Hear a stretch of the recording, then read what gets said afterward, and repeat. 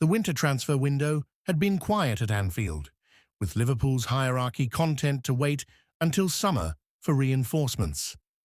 Arne Slot's side was strong, sitting comfortably at the top of the Premier League table, but whispers of defensive depth had circulated. Marc Guehi's name had lingered in those conversations for months.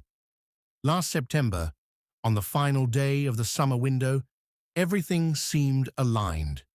Liverpool had negotiated a £35 million deal with Crystal Palace for their captain, the England international who'd proven himself one of the division's most composed centre-backs. Personal terms were agreed, medicals arranged, then Palace pulled the plug at the 11th hour. They couldn't secure a replacement in time, and the deal collapsed. Guehi stayed at Selhurst Park, committed as ever, helping his team through a solid autumn campaign. Fans assumed the Reds would circle back in the summer when Guehi's contract was set to expire and he could arrive on a free transfer. It made perfect sense. No rush, no inflated January fee, just patience and planning.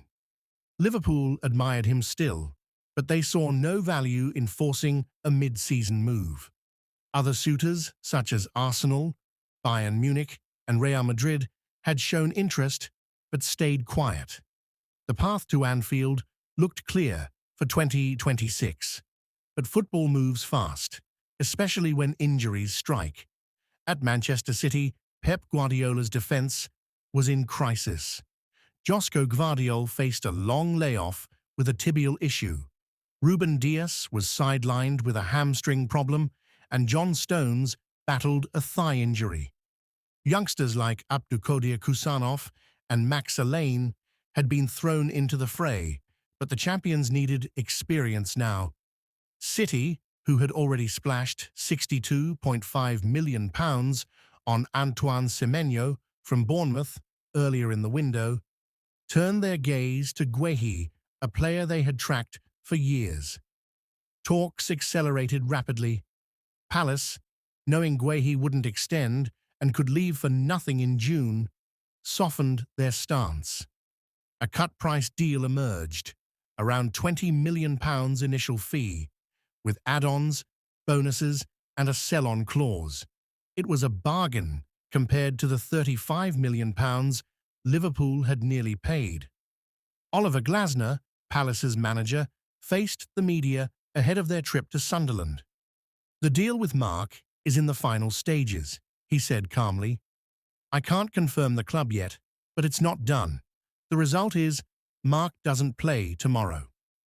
He praised Guehi's commitment, 100% through the summer drama and the autumn matches, even as speculations swirled. Glasner wished him well, acknowledging the captain's role in Palace's history, their most successful skipper, lifting their first two trophies, including that famous FA Cup final win over City last season and the Community Shield triumph against Liverpool. Guehi had been withdrawn from the squad, a clear signal. City pushed hard, presenting an attractive contract proposal. Palace accepted. The deal was agreed. At Anfield, the news hit like a cold January gust. Liverpool hadn't submitted an offer. They had calculated the market, weighed the risks, and stuck to their summer plan. No late intervention came. The Reds watched as their long-term target headed across town to the Etihad, becoming City's second January addition and a key piece to shore up Guardiola's injury-ravaged backline. For Palace, it was bittersweet. Losing their leader stung, but £20 million was better than zero. For Guehi, a new chapter beckoned, Premier League glory chasing with the champions, a step up from captaining a mid-table side. And for Liverpool, a reminder that patience can sometimes cost you. The summer plan was intact, but the defender they'd coveted was gone. The transfer window closed with City stronger, Palace richer, and Anfield reflecting on what might have been.